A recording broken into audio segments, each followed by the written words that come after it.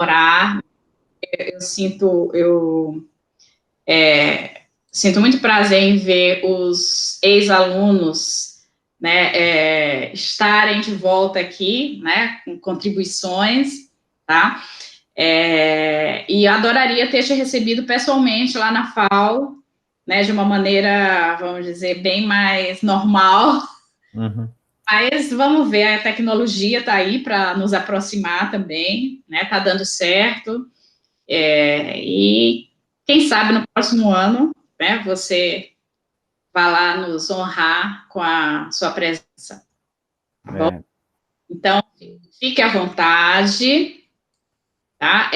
Se alguém quiser fazer uma pergunta, você prefere que faça no momento ou depois? Como é que é? Acho que é melhor no final, né? Eu reservei um tempo, uns 20 minutos no final, é melhor no final, acho. Tá. Se forem surgindo perguntas, vocês podem escrever no chat, porque depois pode passar, pode esquecer, né? Ou ele mudar de assunto. Vocês podem ir escrevendo aqui no chat, que aí depois a gente faz eu faço um interlocutor aí com ele de passar as perguntas para ele. Tá bom? Legal. Pode ser? Pode ser. Então, fique à vontade. Tá, primeiro eu gostaria de agradecer o convite, é uma honra estar aqui fazendo a palestra.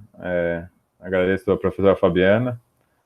E eu vou tentar ser o mais breve possível, porque tem bastante conteúdo, então já vou começar para não ter problemas com o tempo. Só me confirma, por gentileza, se minha tela está aparecendo. Tá sim. Tá, ok. Então, hoje a gente vai falar sobre a atuação do arquiteto, né? Mas isso também pode se estender ao engenheiro civil e outras profissões na área de inspeção e perícias, com enfoque na parte de estruturas, tá? Já que a gente está falando de tecnologia do concreto aplicado à arquitetura. Primeiro me apresentar, né? Eu sou Marcos Grossi, eu sou engenheiro civil, tenho especialização em patologia e mestrado em tecnologia de construção. E minha carreira profissional começou na parte de obra, passou pelos sistemas de gestão de construção, né? Eu trabalhava fiscalizando obra de qualidade. Depois eu vim para o escritório de perícias e eu estou há 6 anos já com isso, atuando em perícias judiciais, extrajudiciais. Então eu tenho vários cases, né? E presenciei várias situações onde eu tive que fazer perícias, inspeções de estruturas, e eu vou tentar passar um pouco desse meu conhecimento, experiência para vocês, até para nortear quem tiver interesse na área de inspeção e de perícias. Eu vou dar algumas referências para atuar na área, tá? Então, eu vou aqui a programação de hoje. Então, primeiro vamos ver o que o perito arquiteto ele pode trabalhar, né? Em que áreas o arquiteto pode trabalhar na área de perícias. Primeiro, a gente tem que tirar uma impressão que a gente tem do nome perito, né? Porque perito parece que a pessoa é especialista, e realmente, se você pegar o dicionário, perito significa um expert, um especialista na área. Porém, a gente denomina na área jurídica o nome perito para um profissional qualificado que não na área do direito, tá? Então, no processo ali só está no meio de advogados e juízes, todos especialistas na área de direito. Qualquer profissional fora disso, né, que tenha que esclarecer alguma dúvida processual, é chamado de perito, tá? Não necessariamente precisa ser um expert na área. Então, para a gente entender um pouco dessa relação, eu vou falar muito do Código de Processo Civil, que é a relação, acho que maior, onde a gente tem maior volume de perícias, tá? Tem a área criminal também que existe, mas a demanda como existem peritos criminais, não tem tanta demanda para profissionais fora dos que já estão trabalhando lá pelo concurso público. Então, a área civil é onde a gente tem maior oportunidade de trabalho. E daí, só para contextualizar, né, se você vai abrir um processo judicial, você tem a figura do juiz, que ele é o mediador, ele é a parte não interessada, que deve ser isenta, e você tem uma pessoa que abriu o processo para processar alguém, né? Então, eu tenho o autor e tenho o réu. Essa representação deve ser feita por advogados. Então, eu tenho o advogado, o autor, o juiz, que é isento, e um advogado, o réu. Porém, todos aí que eu falei, eles só dominam a parte jurídica. eles não dominam outras ciências, né? Então, se eu tiver algum caso no processo que eu preciso esclarecer pontos, por exemplo, de engenharia ou arquitetura, eu vou ter que chamar uma pessoa de fora para esclarecer isso.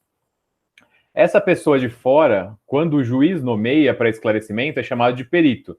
Então, para o juiz tomar uma decisão, ele precisa de um parecer de um especialista em qualquer outra área, ele vai nomear esse profissional, que vai ser denominado perito. E as partes, para se defenderem, podem também chamar profissionais, que a gente vai denominar, na área do direito, de assistente técnico. Tá? Então, existe um campo para atuação, tanto como perito, que vai ser nomeado por um juiz, ou como assistentes técnicos para subsidiar a defesa ou ataque dos advogados. Tá? E quem pode ser perito? Na verdade, qualquer profissional habilitado no seu conselho regional de classe pode ser atuado como perito dentro da sua área de habilitação. Então, aqui no nosso caso, os arquitetos podem ser nomeados em qualquer caso onde a habilitação profissional dele permita que ele atue. Tá? Então, o campo de atuação é infinito, né? Você pode ter problemas diversos de projeto, execução, enfim. É um universo bem grande de atuação. Porém, a gente não tem tantas demandas para todo esse universo. Normalmente, a gente tem concentrações de demandas em alguns trabalhos específicos, que eu vou mencionar. Mas primeiro, para ver, né, só para mostrar isso, se você pegar a resolução do CAL de 2012, está escrito que o arquiteto realmente ele é habilitado para fazer vistoria, perícias, avaliações, monitoramento, laudo, parecer. Então, só você tendo o seu CAL em dia, você já pode atuar como perito, tá? E daí, se você for lá, né, porque assim, a perícia pode ser de um universo de vários serviços. Os serviços que o arquiteto pode atuar vai estar descrito nessa mesma resolução e está relacionado a qualquer serviço que ele possa fazer, projeto ou execução. Como a gente vai falar hoje de projeto de estrutura de concreto armado, se você pegar essa resolução, tem lá, o arquiteto pode fazer projeto de estrutura de concreto. Então, ele também pode fazer perícia e inspeções neste mesmo grupo, tá? Então, porém, né, a gente tem uma ressalva nisso, legalmente eu estou habilitado. Então, eu tirei minha CNH para conduzir uma perícia. Porém, realmente eu sei fazer a perícia? Né? Eu tenho a CNH para dirigir meu carro, não significa que eu sei de fato dirigir, certo? Só significa que a lei permite que eu faça. Então, como a gente sabe que nas grades curriculares da universidade, normalmente a gente não tem a disciplina de perícias ou patologia de maneira aprofundada, é interessante que se eu quero atuar nessa área, eu estude, né? Pode ser de maneira autodidata, pode ser através de cursos, palestras como essa, ou cursos de extensão e pós-graduação sobre o tema. Tá? Então, algumas dicas, né? Seriam fazer cursos que a gente tem específico na área de perícias, de inspeções. Nós temos pós-graduação, lato sensu, também na área específica de perícias. E no começo, é muito importante nessa área pericial, nem tudo é falado nos cursos, né? Então, existe a questão da experiência prática, que é muito importante. Para isso, é sempre bom tentar atuar com outros profissionais que já atuam na área para você ir pegando experiência com eles, tá? Sem falar de livros e outros temas na área que também são muito interessantes para você buscar esse conhecimento. Faltou um slide aqui, acho. Eu pulei. Acho que não. Não, aqui. Atuação do perito. Então, a gente tem a atuação do perito tanto na esfera judicial, que eu falei. Então, aquele grande, o maior volume de trabalho que a gente tem na esfera judicial, qual que é? Avaliação de bens móveis e imóveis. Então, a avaliação aqui é dar valor. Então, eu vou valorar, colocar preço. Então, por exemplo, alguém está com uma dívida. E daí, para essa dívida, ele não tem dinheiro na conta. Então, ele vai ter que ser executado. Então, os bens dele vão ter que ir a leilão. Quem avalia o preço de um imóvel ou de um móvel dele é o perito. Então, o arquiteto pode ser nomeado para ir lá e falar: essa casa custa, sei lá, X mil reais, tá? Essa é uma das maiores quantidades de perícia que a gente tem nessa questão de avaliação de imóveis. Eu também posso ser nomeado para identificar anomalias, Tá? Então, uma construtora fez a minha casa e começou a aparecer problemas, né? Fissuras, trincas. O perito vai lá para ver se realmente o problema é da construtora ou do usuário ou de algum terceiro. Tá? Então, tem bastante também perícias para identificação de vícios construtivos, que a gente fala. A gente também tem bastante trabalhos na área de uso capião ou de invasão, né? Então, a gente vai ter que ver se o terreno, o lote, ele está realmente no local adequado, se ele não está invadindo outros lotes, enfim. Tem bastante coisa nessa área também, tá? O perito ele pode ser chamado só para constatar fatos também, né? Que normalmente é produção antecipada de provas, coisas nesse sentido, que é só para ir lá no local, registrar e falar o que ele está vendo, tá? Já que o juiz fica normalmente sempre no tribunal. E também eu posso estimar custo de indenização de reparo, né? Então alguém veio e danificou um pedaço só do meu imóvel. Eu vou lá e avalio quanto custaria para arrumar aquilo. Tá? Estava relacionado com vício construtivo, mas também tem a questão de valoração, de colocar preço. Tá? Então, de maneira geral, o que a gente mais tem, né? Existem outros trabalhos possíveis, mas a maioria está circunscrita a esses itens que eu falei na esfera judicial. E tem uma outra esfera privada ou extrajudicial, que é o mercado de trabalho, que daí as possibilidades são infinitas, né? Eu posso trabalhar com inspeção, eu posso trabalhar com auditorias, diagnóstico de anomalias, enfim. Daí é um mundo à parte, tá? Vai ser o que na esfera judicial, quais tribunais eu posso atuar, né? Eu posso atuar no Tribunal de Justiça Estadual, então aqui no nosso caso de São Paulo, TJSP. Posso atuar no Tribunal de Justiça Federal, Justiça do Trabalho, seriam os tribunais principais que a gente tem prova pericial. Também posso trabalhar para a Defensoria Pública e Ministério Público através de convênios, tá? O CAU hoje, salvo engano, não tem um convênio com a Defensoria ou o Ministério, o CREA tem.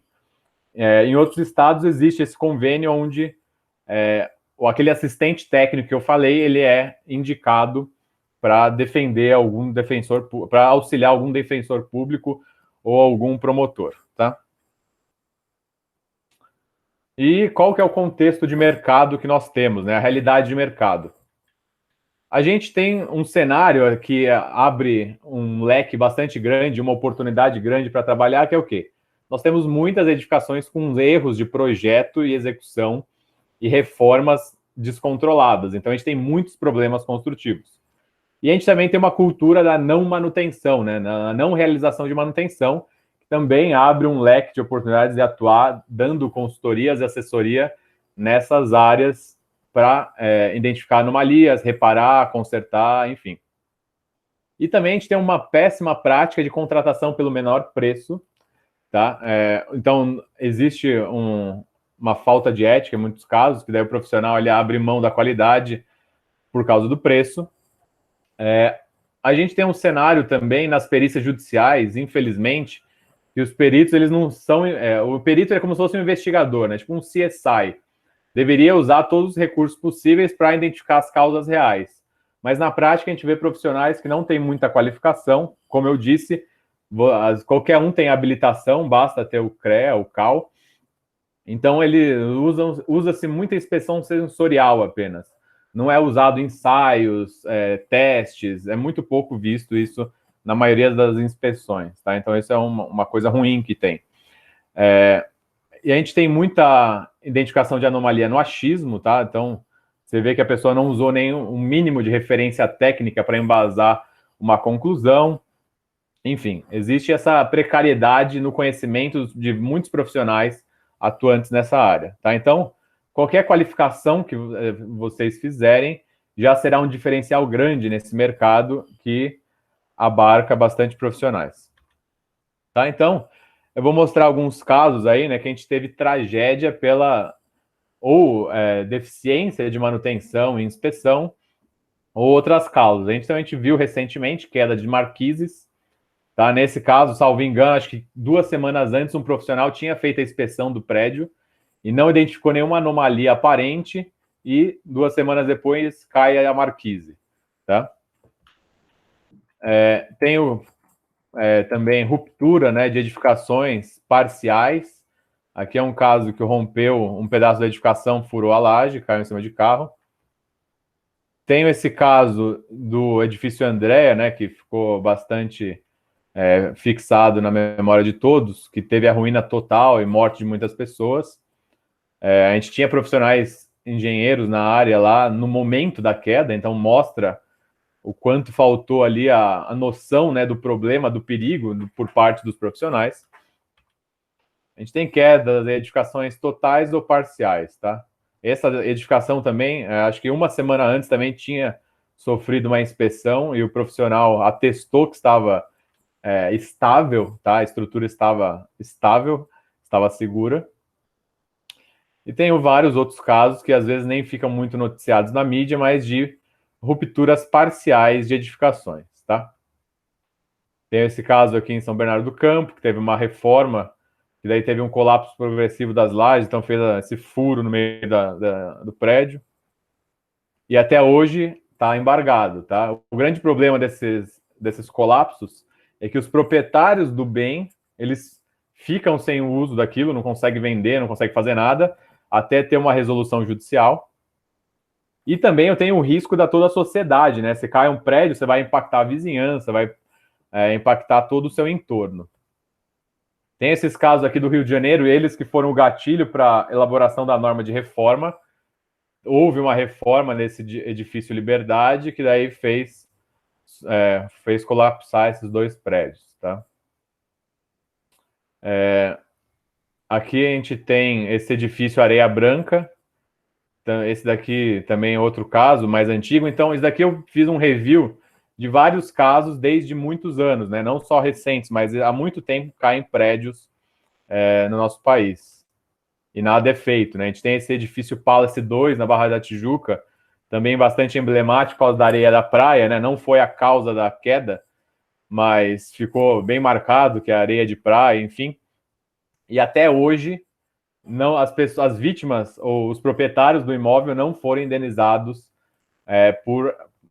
a essa tragédia, né? Devido a esse colapso.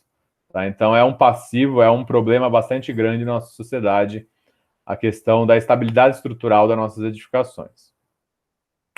Então, vou tentar trazer algumas diretrizes e conceitos básicos para nortearem vocês, né, para fazer uma inspeção e talvez motivarem vocês a serem inspetores da área de estruturas, tá?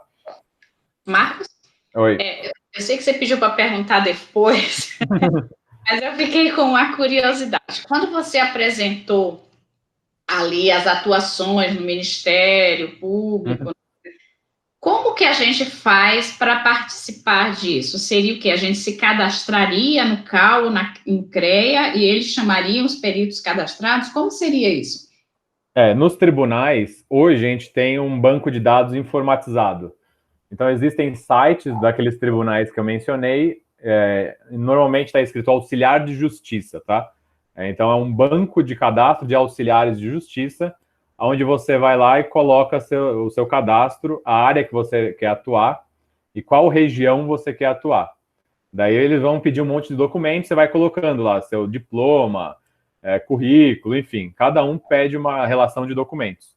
E daí você fica habilitado, né, para ser nomeado. Daí o juiz usa esse banco de dados para consultar e esporadicamente ele consulta e chama alguém desse banco, tá? Tá, entendi, tá.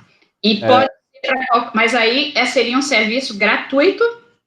Não, a gente tem, no caso de defensoria pública, né, que é o Estado que está representando a pessoa, a gente tem uma tabela de honorários, e daí é praticamente gratuito, né, vai de 200 e pouco a 600 reais, é uma coisa simbólica, só para pagar os custos de transporte, e daí a gente aceita esse tipo de trabalho só para ingressar na área, né, ou até para ajudar essas pessoas.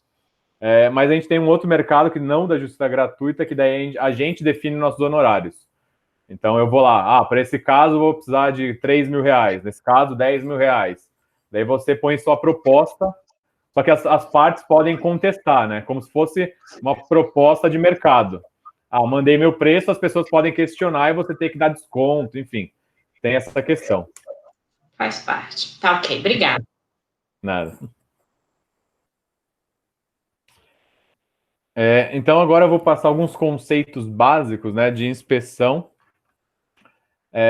E o objetivo desses conceitos aqui é padronizar um método mínimo de inspeção, que é um mínimo razoável, e ele vai ter que envolver análise do sistema de manutenção, sempre. O foco dele vai ser evitar que vícios ocultos agravem-se, tá? Se agravem, ou sejam identificados muito tardiamente. Identificar também pontos frágeis aonde possa ocorrer um problema futuramente, né? Que eu vou chamar de potenciais anomalias. A nossa inspeção também serve para orientar uma tomada de decisão, né? Aí dando uma ordem de prioridade para o gestor, para o proprietário do imóvel, seguir com as ações de reparo, tá? Então, a pergunta é, o que você observaria numa inspeção de estruturas, tá? E daí aqui eu quero trazer mais do que, tipo, se fissura, corrosão. Esses são os itens que eu acho que qualquer um conseguiria identificar, tá? Então, por que eu tenho que chamar um profissional externo se qualquer indivíduo leigo conseguiria identificar uma fissura ou uma corrosão?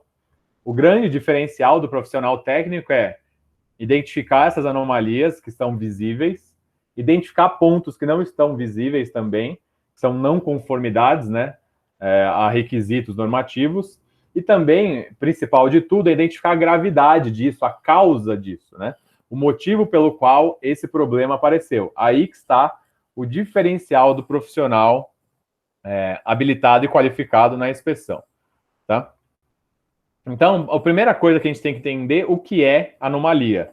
Tá? A gente tem uma recém-norma publicada de inspeção predial que ela traz a definição de anomalia. Anomalia é uma irregularidade que ocasiona a perda de desempenho na edificação. Tá? Então, nem toda irregularidade é uma anomalia. Ela tem que trazer perda de desempenho na edificação. Isso é importante deixar bem claro, porque o nosso processo de construção de edificações é bastante artesanal. Então, a gente tem bastante irregularidades que seriam aceitáveis, tá? Então, a gente tem fissuras, desvios geométricos que acabam sendo inerentes da edificação. Então, nem toda irregularidade é uma anomalia, tá? Isso é importante deixar claro. E a norma também de inspeção predial e outras normas do IBAP e da área de perícias distingue anomalia de falha. Falhas seriam irregularidades, também comprometem o desempenho, mas elas são ocasionadas pelo mau uso ou pela falta de manutenção. Tá? Então, a distinção de anomalia e falha é que a anomalia está vinculado mais à parte de executiva de projeto e falha a de uso e manutenção. E, tudo bem, anomalia é uma irregularidade que compromete o desempenho, mas o que é desempenho? Eu acho que é o ponto-chave para você ser um bom inspetor, não só de estrutura, mas da edificação como um todo, é entender o conceito de desempenho. Tá? Esse conceito de desempenho é muito importante, que vai facilitar o identificar a anomalia e seus riscos e impacto nos usuários. E, então, eu pergunto a todos, o que é desempenho? E, para ilustrar o que é desempenho, eu vou perguntar, qual desses veículos tem o melhor desempenho? A Ferrari tem o melhor desempenho do que a caminhonete? Depende, né? Depende para que eu vou usar esse veículo. Se eu quiser andar numa estrada, no meio da terra, eu vou preferir a caminhonete. Se eu quiser andar no ambiente urbano, eu vou preferir a Ferrari. Então, o desempenho deles vai variar com o quê? Com a exposição, né? Com o uso que eu vou fazer desse veículo. Mas se eu estiver pensando em economia de recursos energéticos, né? Poupar os combustíveis fósseis, o carro elétrico vai ser a minha melhor opção. Ele vai ter melhor desempenho que os outros veículos. Tá? Então, aqui em síntese, mostra que desempenho está relacionado à exposição da minha edificação e o uso que eu vou fazer dela. Tá? Então, para nortear as nossas referências de desempenho, eu trouxe aqui a norma de desempenho 15575. Ela é focada em edificações habitacionais, porém ela serve como referência, como a gente não tem outra nacional, para a inspeção de qualquer edificação, tá? Até a norma de inspeção predial traz esses requisitos da norma de desempenho, exceto térmico, acústico e lumínico, como referência para a inspeção de qualquer edificação. Porém, a gente não pode ficar circunscrito apenas esses requisitos de desempenho da norma, porque existem edificações com necessidades específicas, né? Meus usuários podem ter necessidades específicas que não estão inclusas nesses requisitos de desempenho. Como, por exemplo, eu posso ter que levar em consideração questões econômicas. Então, questões estéticas, por exemplo. E nenhum requisito de desempenho da norma fala de estética. Porém, dependendo, isso é um impacto grande, né, no valor do imóvel ou na percepção de qualidade dos usuários. Então, talvez eu tenha que incluir estética na minha inspeção. Se eu estiver falando de um patrimônio cultural, talvez a autenticidade ou a quantidade de intervenções no imóvel também devam entrar na minha inspeção como um critério de desempenho, tá? Então, isso daqui é só para mostrar que a gente não deve ficar preso só nos requisitos da norma, eles servem como referência, porém, pode ser que eu tenha que expandir meus requisitos de desempenho baseado num levantamento de necessidades dos usuários, tá? Então, agora, mostrando que eu falei o que é anomalia e falei o que é desempenho, essa fissura é uma anomalia? O que vocês acham? É uma anomalia ou não? É uma fissura na face interna de uma parede externa. Uma fissura aí de 0,1 milímetros aproximadamente. E daí, para a gente... Microfone falar. Quem quiser responder, né? Acho que ninguém vai se habilitar. Parece aquelas fissuras de falta de verga, né? Pode ser, mas ela está um pouco abaixo do vértice, né? Mas não é. Não. Ele está perguntando se é anomalia ou não. Tem alguém respondendo aqui. É uma anomalia do revestimento. Não, então, lembra? Anomalia tem que comprometer o desempenho. Essa fissura está comprometendo o desempenho da minha edificação? Não. Não. Então, se eu pegar aqui, ó, compromete estanqueidade? Não, é só interno. Desempenhos térmico, acústico, saúde, segurança estrutural, nada disso. Se eu não incluir estética no meu requisito de desempenho, essa fissura não seria uma anomalia, tá? E se você for ver, todo material cimentício, ele vai fissurar, né? Então não tem como eu viver sem fissuras. Sempre vai ter em menor ou maior grau essa fissura. Então, no meu entendimento, essa fissura não é uma anomalia, ok? Não que ela não precisa ser arrumada, mas ela não teria prioridade nenhuma no meu levantamento de problemas da edificação, tá? A gente tem até referências normativas que indicam, né, a aceitação ou critérios de aceitação de fissuras.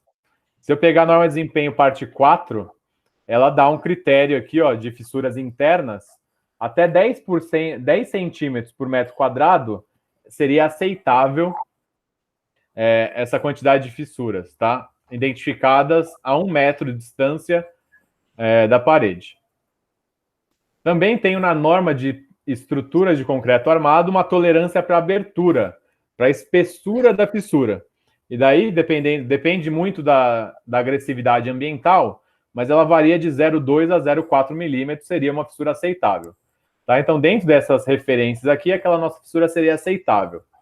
Porém, eu tenho que tomar um pouco de cuidado com certos critérios, né? Porque os critérios podem aprisionar ou limitar nosso diagnóstico, a nossa identificação. Então, por exemplo, agora uma outra pergunta. Essa aqui é um aparelho de apoio, está segurando uma viga. Essa fissura aí tem 0,1 milímetros também. Isso é uma anomalia? Ela está dentro dos critérios de aceitabilidade da norma de estrutura. Ela é uma anomalia? Alguém se habilita? É uma anomalia, mas ela está dentro dos critérios de aceitação, Fabiano. Como é que você descobriu que eu? Então, aqui a gente tem que. Então, a gente não pode ficar preso a esses critérios. A gente tem que identificar a causa. Por que será que apareceu essa fissura? É que é claro que numa foto vocês não vão saber a causa. Eu vou falar para vocês. Aqui teve o esmagamento do aparelho de apoio, então a viga está transferindo carga num ponto concentrado do console. E daí teve essa fissura aqui. Então, apesar de estar dentro dos critérios de aceitação, isso mostra um comprometimento do desempenho, da durabilidade da minha estrutura, tá? Então, daí sim seria uma anomalia, ok? Marcos, aí tem uma pergunta aqui. Eu vou falando, tá? Aí tem uma pessoa, a Renata está perguntando, mas ela vai permitir a entrada de água na estrutura. Aonde? Qual será ela está falando? Dessa ou da outra? Essa fissura, Não, isso aqui é um ambiente interno, né? Ah, tá. Então, porque se em cima for externo, pode... mas então, esse critério de aceitação da norma aqui é justamente pensando nessa questão de durabilidade que ela falou. Então, até 0,3, ela vai, por exemplo, aqui no São Paulo, normalmente é classe 2 ou 3, né? Então, até 0,3, você não comprometeria a durabilidade da estrutura, vamos dizer assim, né? Mas é claro que a gente precisa saber se a fissura seccionou ou não a peça, chegou até a barra de aço ou não. Por isso que eu não, assim, olhar cegamente para essa tabela não é o melhor, né? Particularmente, assim, exatamente como você disse, uma fissura 0,3, 0,35 numa área externa, né, ela pode crescer, a abertura pode aumentar, ela pode ser uma fonte aberta aí para entrar agentes agressivos, sementinhas, né, então, como você disse aí, tem que ter muita prudência ao analisar esses dados, né? Isso. Não é olhar, isso é uma referência, né? Eu sempre falo, é um norte. É um norte para a gente ter como referência, mas não pode usar cegamente essa tabela. Tá bom. Não vou mais interromper. Não, pode falar, contribui sempre. E, então, é isso mesmo que a professora Fabiana falou, se você não fizer nada, com o tempo, uma anomalia ela vai aumentando o custo, né? Então, a gente tem essa referência aqui de Sitter, que ele fez um estudo sobre estrutura de concreto e falou, se você identificar o problema em projeto, você vai gastar uma vez um dinheiro. Se você identificar o mesmo problema na fase de execução, você vai gastar 5 vezes esse valor que gastaria em projeto. E se fosse manutenção preventiva, 25 vezes. Corretiva, 125 vezes. Não se apegando aos dados, né, o número especificamente, mas a gente vê que é um crescimento exponencial do custo de reparo de uma anomalia, o quanto mais tarde eu identificar ela. Tá? Então, o quanto mais cedo eu identificar, fizer a inspeção e a manutenção, menos eu vou gastar também com o reparo do meu problema. E eu tenho um caso real que ilustra bastante isso, né? Essa edificação aqui eu fiz a inspeção de recebimento. Bem no ato da entrega, eu fui lá e fiz a inspeção, tá? Daí eu fui aqui na cobertura, tirei foto, ó, a platibanda tá ok, só tinha uns pontos aqui de barra de aço dos ganchos de ancoragem que eu pedi para cortar e ok. Então, 2015, fiz a inspeção. 2016, eu voltei, a construtora tinha arrumado os pontos, porém apareceu essa fissura na platibanda, que não existia antes. E daí, o que a gente fez? Acionou a construtora para arrumar o problema, tá? Estava dentro da garantia, enfim, tudo certo. Aqui, só para entender, né, esse problema é decorrente da falta de junta de movimentação térmica do piso com o revestimento. Então, um está puxando o outro aí. A consultora não fez nada, não arrumou. Foi jogando com a barriga, não fez nada. 2 anos depois, eu voltei, olha como estava o revestimento. Já estava destacando, já estava comprometendo até a manta asfáltica que tinha internamente. Então, isso mostra que, com o tempo, né, foi se agravando e o custo agora, para eu arrumar esse problema, vai ser muito maior do que se eu tivesse atuado antes. Tá? Isso é um exemplo ilustrativo da lei de Sitter. Então, a manutenção deve ser levada em consideração na nossa inspeção, né, em resumo. Porque a manutenção, teoricamente, segundo a norma de desempenho, aí os conceitos de desempenhos, devem servir para prolongar a vida útil da edificação. Se eu não fizer manutenção nenhuma, a minha vida útil da edificação ou do sistema vai ser menor, tá? Então, agora, algumas diretrizes práticas para a inspeção de estruturas, tá? Eu disponibilizei para a professora Fabiana um artigo que eu escrevi sobre inspeção de recebimento de estrutura e eu vou usar algumas tabelas que eu coloquei lá, tá? A primeira coisa, quando você vai fazer a inspeção da estrutura, de uma edificação ou de qualquer sistema, você não deve se ater apenas ele, né? Então, vem fazer a inspeção de um subsolo. Não existe isso. Você tem que olhar o entorno, tá?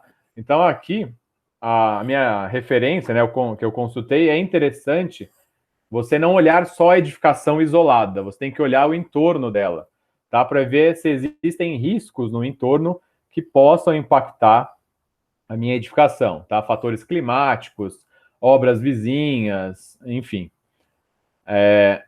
Tenho que identificar a implantação, né, o terreno onde minha edificação está situada, e daí sim os sistemas da minha edificação, tá? Então eu tenho que ter uma visão holística da edificação, uma visão sistêmica.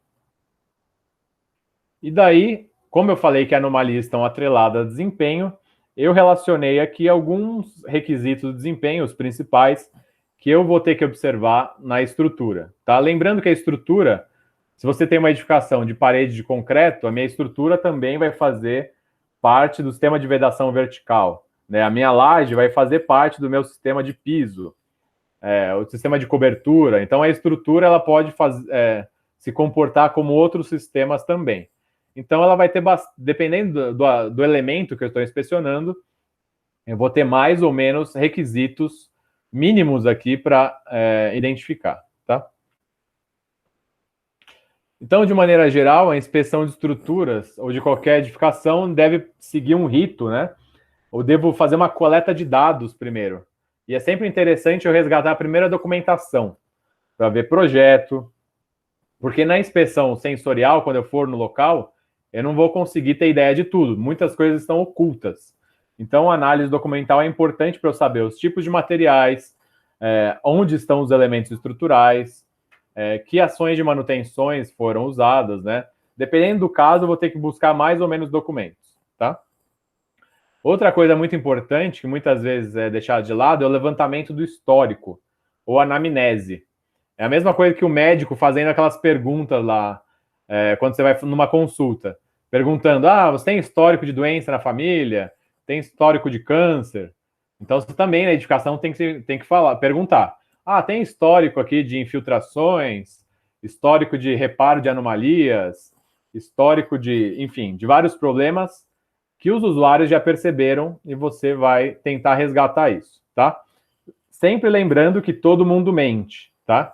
Às vezes não é para o mal, mas as pessoas mentem. Então eu não posso usar essas informações do levantamento como verdades absolutas. Elas vão nos nortear no processo de investigação, tá? Mas deve ser feito. Depois eu vou na parte mais importante que eu tenho da inspeção, que é a vistoria sensorial no local. E daí eu tenho que valer mão de instrumentos de medição, tá? Para ampliar a minha capacidade sensorial. Vou ter que usar trena, régua, vou mostrar alguns equipamentos, né? Termografia, enfim. E depois eu faço análise ou ensaios mais aprofundados e compilo tudo no meu parecer técnico, tá? Como referência para análise documental, vou deixar para vocês aqui o anexo A da norma de inspeção predial, que é essa 16747, tem uma lista de documentos. A NBR 14037 também tem uma lista de documentos mínima, vamos dizer assim, tá? Que um condomínio, uma edificação deve possuir. O levantamento de histórico, eu particularmente gosto de usar questionários, né? Principalmente quando existem muitos usuários. Então vamos pensar numa edificação multifamiliar. Eu não tenho só um proprietário, um usuário, eu tenho várias famílias morando. E eu entrevistar todas as pessoas seria uma tarefa bastante dispendiosa de tempo. Então, o que eu faço? Eu entrego um questionário em cada apartamento e daí as pessoas perguntam. Daí tem algumas perguntas que as pessoas devem indicar se tem anomalia ou não dentro da unidade dela. Depois eu pego esses questionários, faço uma tabulação e elenco aqueles pontos que eu considero mais graves ou mais relevantes para inspeção, daí por amostragem eu vou nessas unidades, tá? Então é uma forma de otimizar e de potencializar essa questão do levantamento histórico. A questão da inspeção sensorial, lembrando que não é só visual, tá? Eu vou usar todos os meus sentidos nessa inspeção, o tato para ver resistência mecânica, rugosidade, olfativa, que vai me permitir perceber regiões com bolor, algum eventual vazamento de gás, enfim. Alguns ensaios expeditos, que eu vou mostrar mais para frente, mas é importante ter um kit, tá? Você tem que ir preparado para fazer testes rápidos nessa inspeção, tá? Porque às vezes é uma questão simples, né? Que um pequeno equipamento que você pode levar numa mala já te ajuda a sanar uma dúvida, tá? E depois que eu fizer essa coleta de dados, eu tenho que classificar as anomalias para eu entender a causa, tá? Isso é o que a norma de inspeção predial fala. Nem sempre eu vou conseguir identificar a origem exata do meu problema e nem sempre vai ser útil isso, né? Então, dependendo da situação, é interessante você identificar a origem para responsabilizar alguém, né? Então, por exemplo, fiz a inspeção, vi que o problema é do material, então eu consigo responsabilizar o fabricante. Eu identifiquei que o problema é de projeto, consigo responsabilizar o projetista. Mas se eu tiver uma edificação muito antiga, onde não tenho mais os intervenientes, não é necessário fazer essa identificação de origem, tá? Só a causa mesmo, o que está motivando a formação daquela anomalia. Mas a norma de inspeção... Oi? Marcos, tem algumas perguntas aqui, que antes de você passar, eu acho melhor fazer, porque vai mudar de assunto. Tá. Qual seria a periodicidade adequada para inspeção das edificações? Isso é bastante difícil de falar, né? Nem a norma de inspeção predial ou a norma que a gente tem de inspeção de pontes fala muito nesses prazos. A de pontes, na verdade, fala, né? Ela dá uma rotina aí mínima de mais ou menos 5 anos para uma inspeção especializada. Tá? Mas depende muito do grau de deterioração, de quantidade de anomalias, a deterioração da edificação, se a edificação é nova ou velha. Então, edificações novas precisam fazer check-ups menos regulares. Edificações mais antigas têm que ir com mais frequência no médico, né? Então, não tem um número exato aí, mas o que a gente tem outros profissionais que falam, assim, de maneira geral, números cabalísticos é o quê? Mais ou menos 10 anos de edificações novas, mais ou menos 5 anos de edificações antigas, tá? Esse, mais ou menos, a frequência, mas depende muito. Tá. Tem outra aqui. Qual NBR relativa à documentação do edifício foi citado, mas não consegui anotar? Tá, tem a norma de inspeção predial que eu falei, que é a 16747. Essa aqui, o anexo A, e tem a 14037. A norma 14037 é de elaboração de manual, tá? De uso, operação e manutenção. Lá no final ela tem um anexo também com documentos. Todos agradeceram. Tá, obrigado. Então, aqui é uma classificação que pode ser mais ou menos detalhada, tá? A norma de inspeção fala em endógena quando estiver nesse grupo aqui, de terreno, projeto, fabricação de material e obra. Chama de exógena quando for referente à exposição ao meio. Chama de falha quando for manutenção e uso. E chama de funcional quando refere-se ao fim da vida útil e quando eu requeiro uma atividade de demolição ou reabilitação, tá? E depois que eu identifiquei as anomalias, identifiquei a causa, é importante eu classificar o quanto ela impactou no meu desempenho, para ter uma noção de prioridades. Então, na norma de inspeção predial, quando ela estava no projeto de elaboração, ela tinha uma classificação mais interessante do que a que veio depois com a publicação.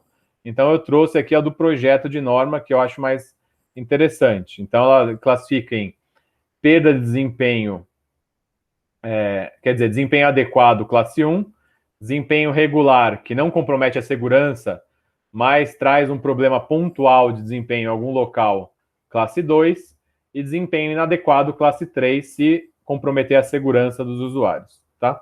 Então, isso vai servir para eu identificar os riscos ou nortear para o proprietário da edificação o que tem maior ou menor risco para ele saber por onde ele começa arrumando o problema.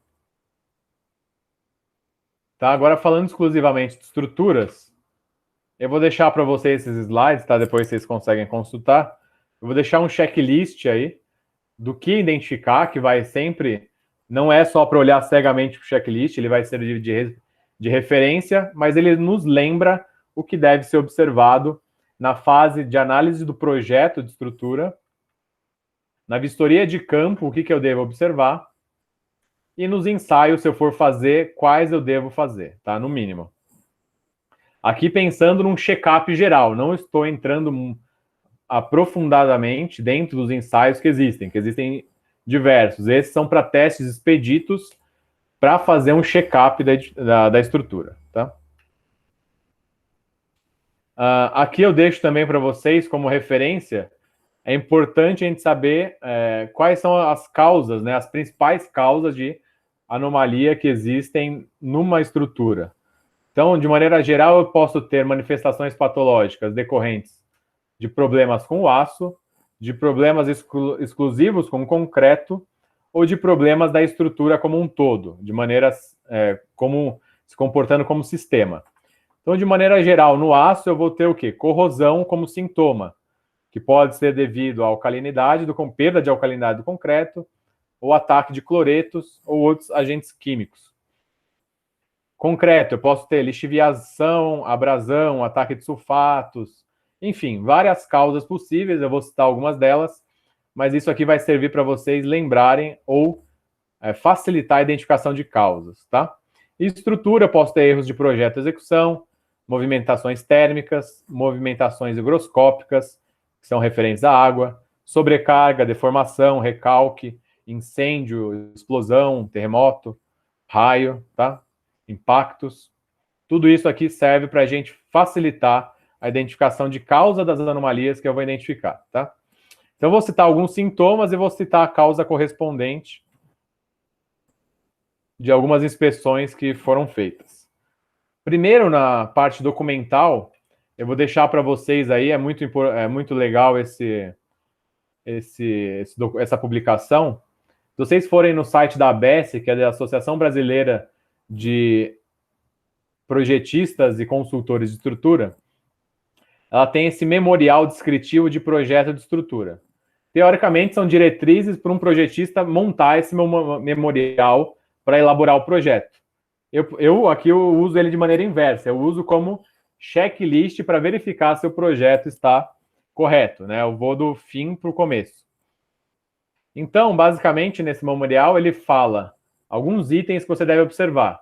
Primeiramente, o mais importante de tudo, foi feita uma avaliação técnica de terceira parte do projeto?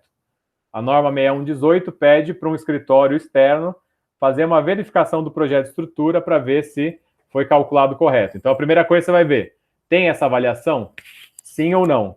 Se não tiver, o risco de ter problemas no meu projeto é maior do que uma edificação que tenha feito, tá? Significa que o projeto está errado? Não, não significa. Porém, a minha incerteza, o grau de risco é maior, tá? Vou ver se o projetista declarou as normas técnicas que ele atendeu. Também o fato dele declarar ou não significa que ele atendeu ou não, mas já mostra que se o profissional tem pelo menos ciência das normas, tá? Vou identificar tabelas de carga para saber se o uso está sendo feito corretamente. Vou verificar se ele considerou vento, se ele considerou sismos, se ele colocou os deslocamentos admissíveis, né, que seriam as flechas. Enfim, tem alguns requisitos para eu verificar em projeto, tá? Uma das coisas mais importantes é ver se a classe de agressividade que foi considerada correta, que isso está atrelado à durabilidade da minha estrutura, tá? Na norma 6118, que é de projeto e estrutura de concreto, ela traz essa tabela aqui. Ela fala em classe 1, 2, 3 e 4, tá? E isso está relacionado indiretamente aos agentes agressivos dessas regiões que eles estão citando. Na maioria dos casos aqui, os agentes mais agressivos que eles levam em consideração é o quê? Umidade, teor de cloretos, teor de sulfatos, tá? Que são os agentes principais que atacam a minha estrutura. Então, mas é difícil eu classificar, né? Por exemplo, aqui a norma fala em classe 3, marinha. Marinha. Então, eu estou fazendo uma inspeção, uma edificação, uma região litorânea. Uma coisa é eu fazer a inspeção num edifício de frente para o mar.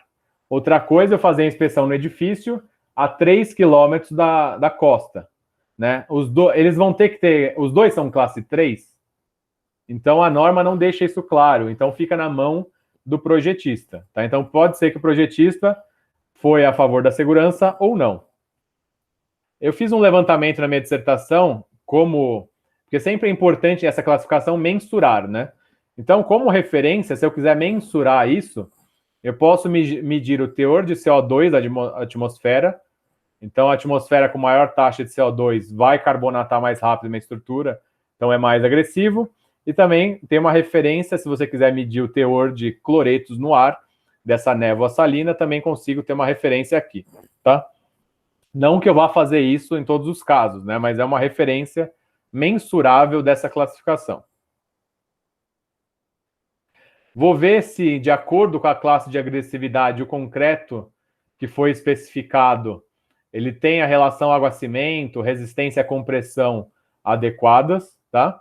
Consumo de cimento também, que são indicadores da porosidade e da reserva alcalina do meu concreto. Aqui uma coisa importante, né, que não está na 6118, está nessa 12655, que elementos particulares, por exemplo, um reservatório que vai ter água dentro dele, ele tem critérios mais rigorosos do que dessa tabela aqui, tá? Isso aqui é tudo para verificar projeto, ver se foi especificado o correto. Ó, relação água-cimento é menor, resistência à compressão é maior, tá? Para um concreto menos poroso. Cobrimento da armadura é um outro indicador muito importante, tá? Para durabilidade da estrutura, ele que vai proteger o meu aço da corrosão. Então, a primeira coisa que eu vou ver é se o projeto considerou os cobrimentos corretos. Depois, eu vou ver em campo se foi obedecido o projeto, tá? A gente está na etapa de verificação de projeto.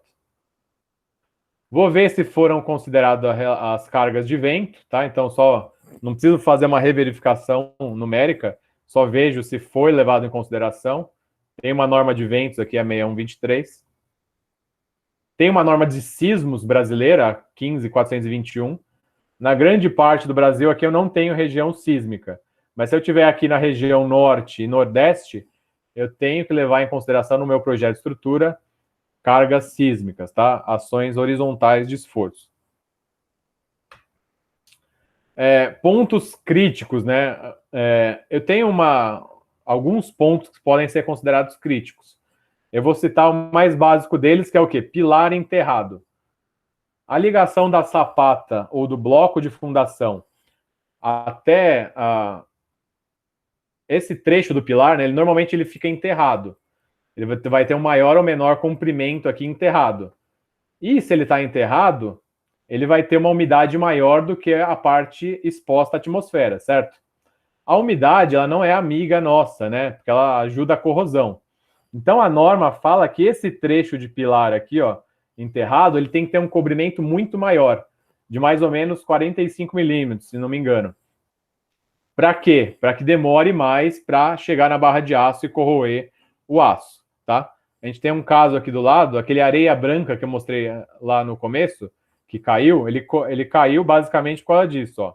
Esse é o pedaço do pilar ligado na sapata. Estava totalmente oxidado, tá? É uma região onde eu não vou conseguir fazer a inspeção sensorial. E não faz sentido também eu cavar, quebrar o piso para ficar inspecionando diretamente esses elementos, né? Que essa atividade de quebra de a janela de inspeção pode trazer mais risco do que deixar lá enterrado. Então, eu vou ver em projeto, pelo menos, se foi levado em consideração que esse elemento estrutural tem maior proteção ou uma proteção a mais contra agentes agressivos, tá? Vou ver as cargas, né, admissíveis, acidentais do projeto, para ver se os usuários estão obedecendo isso. Vou ver as regiões que foram impermeabilizadas ou não, porque a água vai afetar muito, né? Então, no manual ou no projeto de impermeabilização, vou ver onde foi impermeabilizado.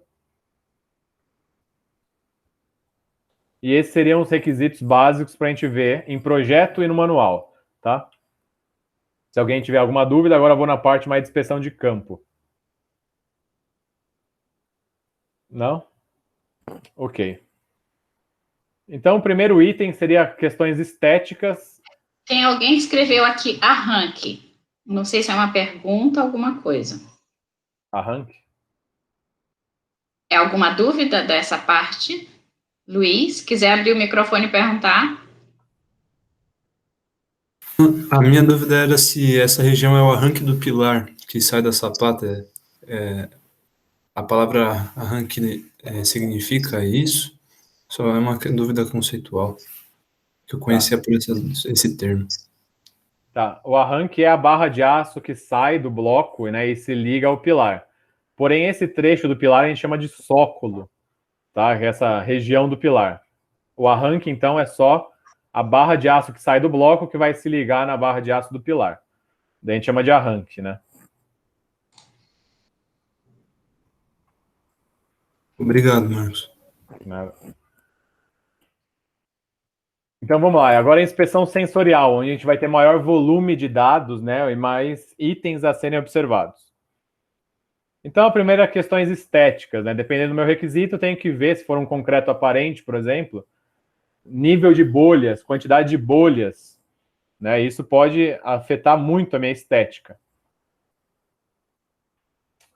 Juntas de movimentação, normalmente no projeto está bonitinho lá, junta, porém na obra a gente vê que o profissional solidariza a junta. Ele passa uma argamassa, alguma coisa rígida, que qualquer movimentação vai trazer o destacamento ou fissuração no ponto dessa junta. Não é nada grave, não.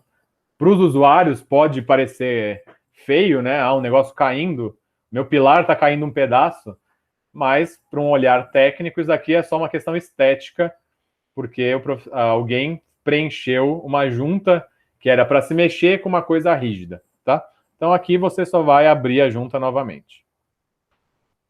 Tem o resto de forma, que pode ser uma questão estética, mas se for uma forma como nesse caso aqui, pode estar escondendo alguma coisa oculta, né? Se eu tirar essa forma, eu posso identificar bicheira, falhas de concretagem e outras coisas inesperadas. Então, não posso ter resto de forma em nenhuma parte da minha estrutura, tá? Limpeza, resto de resíduos, enfim. Agora, desempenho estrutural, né? O que realmente tem bastante importância para a segurança. Primeiro, questões de fissuras. Daí eu tenho milhares de causas, não vou me aprofundar nisso, mas eu tenho desde fissuras de retração, movimentação térmica, sobrecarga, corrosão. E daí, para cada uma delas, eu vou identificar um risco, uma forma de tratamento, e vai ter uma causa distinta, tá? Mas ela indica que alguma coisa está acontecendo, é um sintoma que eu devo estudar mais a fundo. Então, é interessante, na inspeção, primeira coisa, medir a fissura. A coisa mais básica é você ter um fissurômetro. Por quê? Com o fissurômetro, essa reguinha, eu consigo ver se houve ou está havendo variação dimensional da minha fissura. Tá? Isso vai servir para corroborar o meu diagnóstico ou a identificação da causa. Então, alguns casos aqui de fissuras, tá, em elementos estruturais. E por maior que pareçam, eles não tinham risco estrutural, tá? Eram fissuras de retração, só estão feias assim porque demoraram para intervir e daí a ação do tempo foi agravando, tá? Posso ter uma outra fissuração, não do elemento estrutural em si, mas dos elementos de vedação que estão encostados na estrutura. Então, se minha estrutura se mexer, ela pode transferir esforços para minhas vedações e daí minhas vedações fissurarem, tá? Não só a vedação, mas como tubulação, por exemplo. Se eu tiver uma tubulação fixa na estrutura e a estrutura mexer, eu posso romper a tubulação, esmagar a tubulação, tá? Ou qualquer outro elemento que estiver ligado a ela. Tá? Então, também devo me atentar a isso. Fissuras em vedações, janela que não abre, porta que emperra, tá? Tudo isso são sintomas que eu devo levar em consideração na inspeção. Para esses deslocamentos, quando a gente projeta a estrutura, a gente já sabe que a estrutura vai deformar um pouco, ela vai se deslocar. Porém, tem um limite para isso, né? Se eu pegar a norma 6118, eu tenho esses limites aqui tabelados. Então, se eu for lá e medir a minha laje, minha viga, eu consigo ver se o deslocamento está aceitável ou não, tá? Se ele estiver acima do tolerado, pode ser que houve falhas na execução da minha armadura ou um dimensionamento do projeto errado, e daí eu vou ter que fazer um estudo mais aprofundado se eu identificar uma inconformidade com relação a essa tabela, tá? Então, um exemplo aqui. Aqui eu tenho uma cobertura que é uma laje de concreto, e era uma laje de concreto de uma edificação tombada, bem antiga, que ela não foi prevista nenhum sistema de impermeabilização em cima dela. Então, se não foi prevista a impermeabilização em cima da laje, nunca que poderia ter empossamento na laje, certo? Se a estanqueidade da cobertura seria só devido à estanqueidade do concreto. Então, com certeza, eu não tinha acesso ao projeto, né? É uma edificação muito antiga. Mas, com certeza, o projetista deve ter projetado uma contraflecha, né? Uma laje mais alta para não empoçar. Daí eu estou vindo aqui 50, 60 anos depois e estou vendo que tenho vários pontos de empossamento bem no meio do vão, né? No meio do vão entre os pilares. Isso me indica indiretamente, por inferência, que houve uma deformação da estrutura e começou a empoçar. E daí por isso que eu estava tendo infiltração de água no andar de baixo, tá? Nesse caso aqui a gente fez a verificação numérica para ver se tinha algum problema estrutural, alguma coisa do gênero.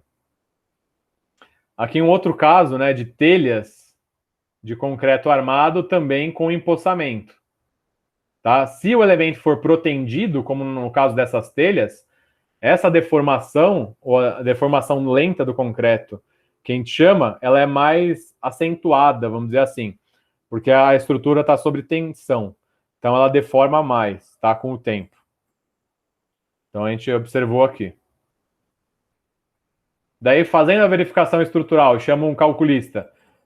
Se tiver ok, a parte estrutural pode estar ok.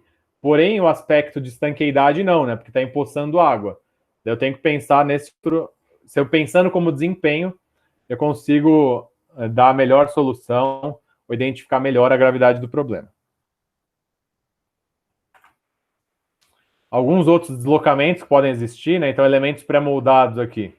Essa viga está escorregando do pilar, tá vendo? Ela tá... Alguma coisa caiu na junta de movimentação que está fazendo a viga ir mais para a direita. Já começou a fissurar a cabeça do pilar no andar de baixo. Isso me indica um risco estrutural, né? Que pode escorregar a viga, cair de cima e cair tudo. Tem desvios geométricos, né? Esse desvio geométrico pode ser um erro de execução. Então o cara foi lá, pôs a forma de maneira errada, e daí desde o nascimento a estrutura está torta, mas pode ser que esse desvio geométrico ocorreu com o tempo, tá? Não é fácil identificar isso. Por isso, nesses casos, eu tenho que monitorar a estrutura. Eu meço o desvio e vejo se ela tem uma progressão, tá? Se ela tem alguma movimentação a mais. Daí, para isso, hoje em dia é muito fácil, né? Eu tenho esses níveis laser. Então, aqui eu estou medindo um prumo de um pilar, ponho o nível laser, meço aqui e venho periodicamente medir para ver se está deslocando ou não, tá? Para a viga também, passo o nível laser, vou lá, meço o deslocamento e vou monitorando. Posso ter erros de locação, né, do pilar ou de qualquer elemento. Então era para estar a 10 centímetros da borda, tá? 20. Tá? Posso ter erro aqui do arranque, né? Isso sim é o arranque, que acho que o Luiz perguntou. Um arranque aqui do bloco de fundação está fora do pilar, né? Isso aqui, essa barra e nada é a mesma coisa. Então tem um erro de execução aqui que pode estar comprometendo uma estrutura. Erros de locação, né? Então, os pilares podem estar fora do lugar. Furos em elementos estruturais também é importante, se não foram previstos em projeto. Aqui, nesse caso, não tinha sido previsto e a obra fez um reforço com fibra de carbono. Ok. Mas na maioria dos casos eu só vou ver que o cara furou o elemento estrutural e tchau, né? Muitas vezes corta os estribos, corta as barras de aço e tudo bem, deixa lá o furo. Isso pode trazer comprometimento à estabilidade estrutural da estrutura. Tá? Recalques. Aqui, então, eu tenho um caso aqui do afundamento, né? Estava bem acentuado, acho que uns quase 10 centímetros de afundamento. Nesse caso aqui, era um piso assentado sobre o solo que teve uma enchente. Tinha um córrego do lado que ele encheu, inundou essa faculdade, e depois da enchente, todos os pisos estavam afundando, e tinha fissuração generalizada. Eu estava fazendo uma inspeção para ver se a estrutura tinha sido comprometida. Daí o primeiro sintoma aqui era o quê? O afundamento, né? O recalque desse piso. Quebrando a laje, a gente viu que o solo foi totalmente carreado pela água da enchente. Então, por isso que o piso estava afundando, não tinha mais base, né? Daí a gente observou, aqui eu já aproveitei para observar as fundações, tá? Dos elementos de parede, de pilares, enfim. Daí a gente observou que as fissuras estavam sendo aparecendo apenas nas paredes que estavam apoiadas direto no piso de concreto. As paredes que tinham uma fundação mesmo que rasa não tinham fissurado, tá? Então, isso ajudou no diagnóstico.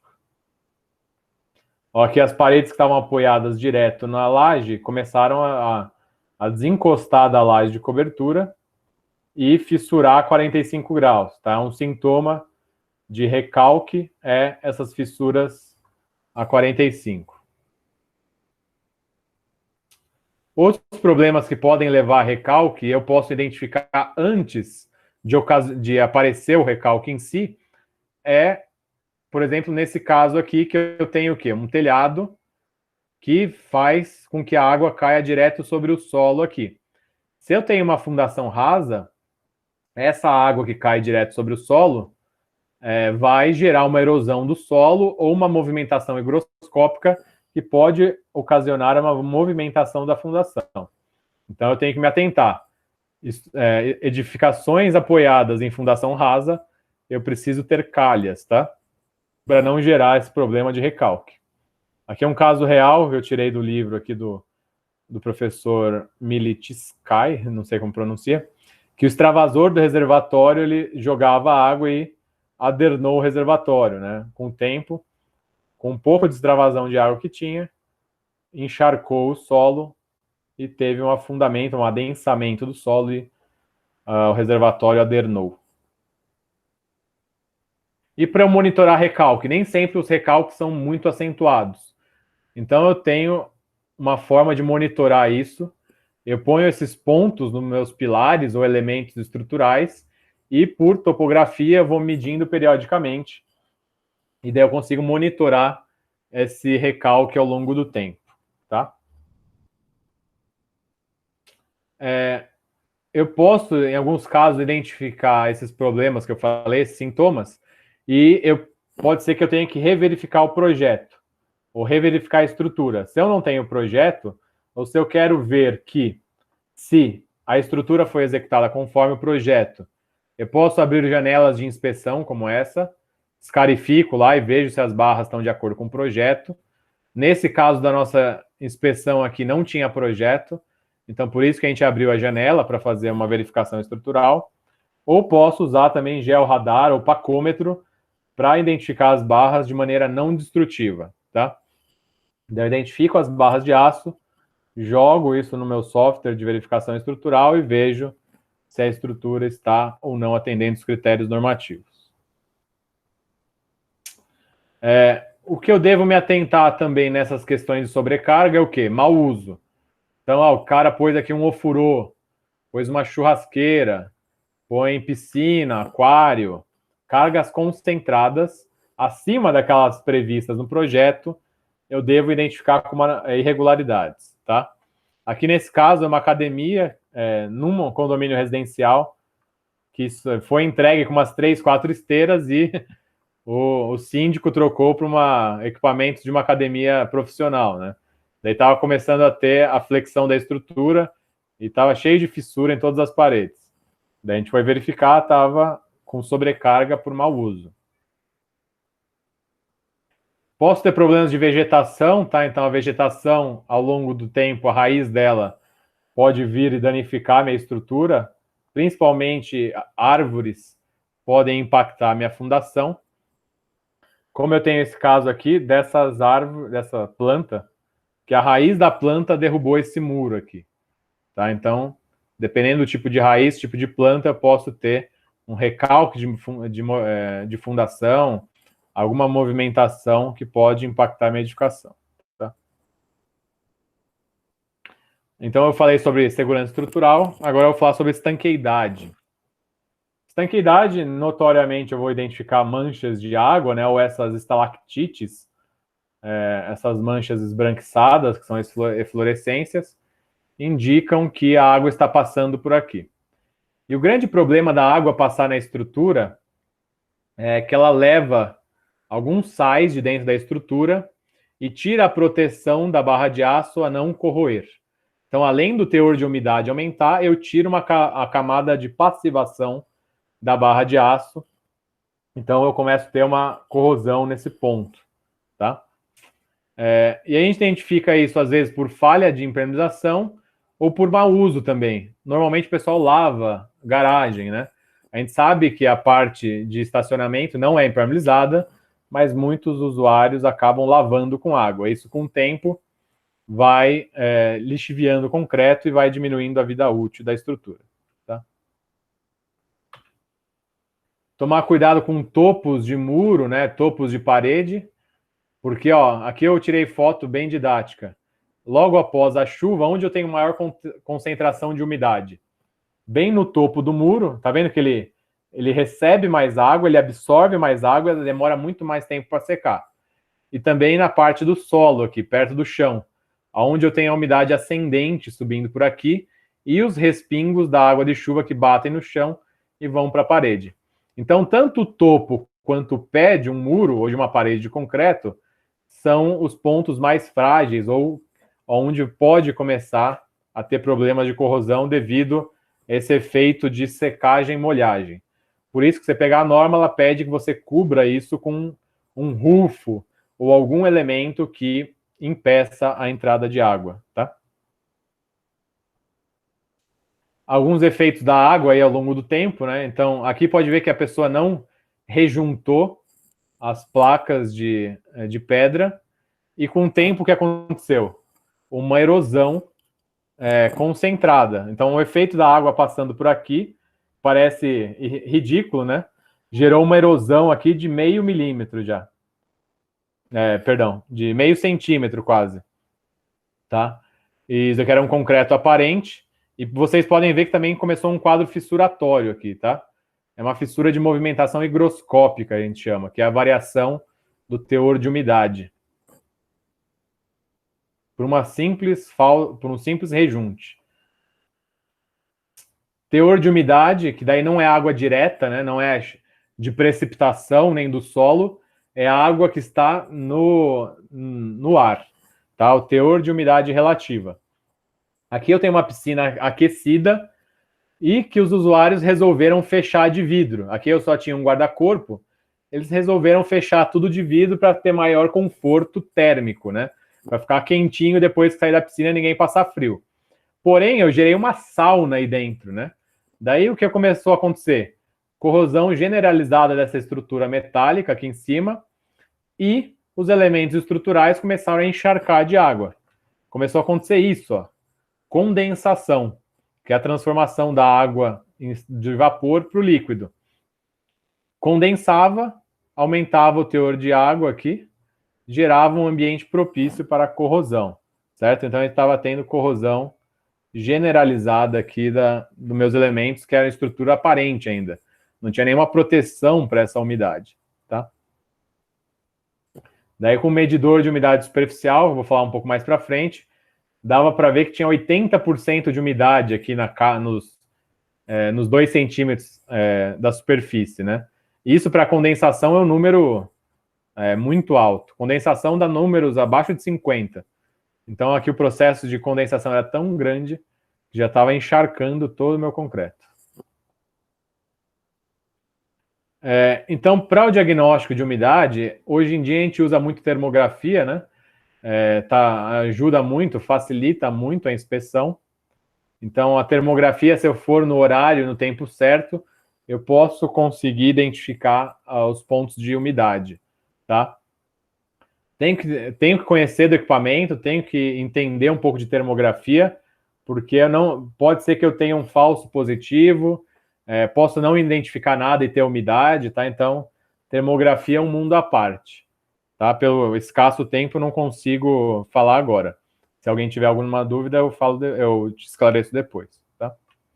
Tem o medidor de umidade, esse umidímetro, que por impedância ele consegue medir a umidade superficial sem eu quebrar nada, só encostando. Daí aqui no caso a gente faz a leitura, né, do elemento, depois faz esse mapa de umidade que ajuda a fazer um diagnóstico. Posso fazer testes de estanqueidade também para confirmar esses diagnósticos, né? Faço uma piscininha, encho a laje d'água, eu ponho um corante, né, sempre para facilitar a identificação. Aqui no escritório a gente usa esse corante fotoluminescente, que facilita ainda mais. Com uma lâmpada UV eu consigo identificar os pontos onde está passando água. Segurança contra incêndio. A estrutura, ela... Oi? Por favor, volta aí os 2 slides, aquele que você tem, esse aí. Você coloca isso em cima da laje e vê a infiltração embaixo, é isso? Isso, exatamente. Normalmente eu uso para verificar a junta de movimentação, né? Se ela está estanque, ou alguma impermeabilização que eu vejo que está infiltrando embaixo, e eu quero confirmar de onde está vindo. Então eu setorizo a laje, divido ela em panos e faço o teste, daí eu consigo restringir de onde está vindo a água, né? Eu diminuo assim a área de onde pode estar tendo a infiltração. Tá, isso ali são os espaguetes, né? Aquele de piscina? Isso, espaguete de piscina cortado no meio, eu colo com silicone. Daí esse corante é um traçador químico. Depois eu indico a empresa, quem quiser se interessar. Eu diluo na água e faço essa piscininha. Daí eu vou esperar aí Pode falar, não tem problema não. Pode falar, se quiser falar o nome do produto, da marca, não tem problema não. O que eu uso aqui é Yamalux, tá? Da Yamatec. É uma empresa nacional. Tá. Aí embaixo, aí você vem embaixo e aplica essa luz, é isso? Como o corante já tem cor, eu consigo identificar visualmente. Tá? Mas às vezes, quando tá escuro, fica mais fácil eu usar a luz negra, né? E daí ela destaca mais, facilita a identificação. Tá, ok. Tá? Obrigada. Nada.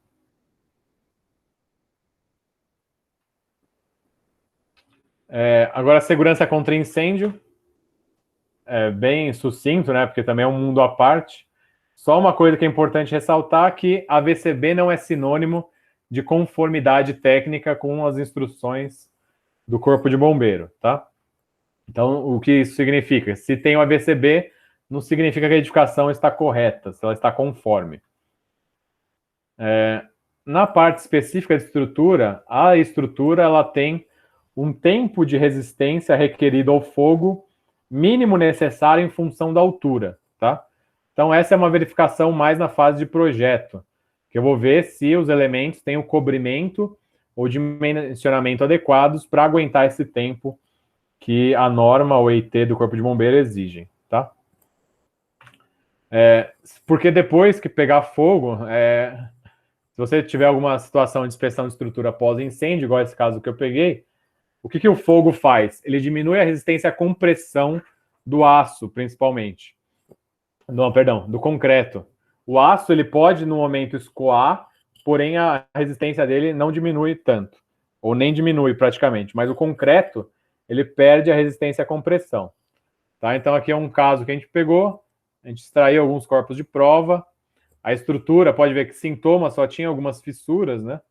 não tinha deformação excessiva, mas daí quando a gente fez os ensaios de resistência à compressão, a gente viu que perdeu muita resistência, tá?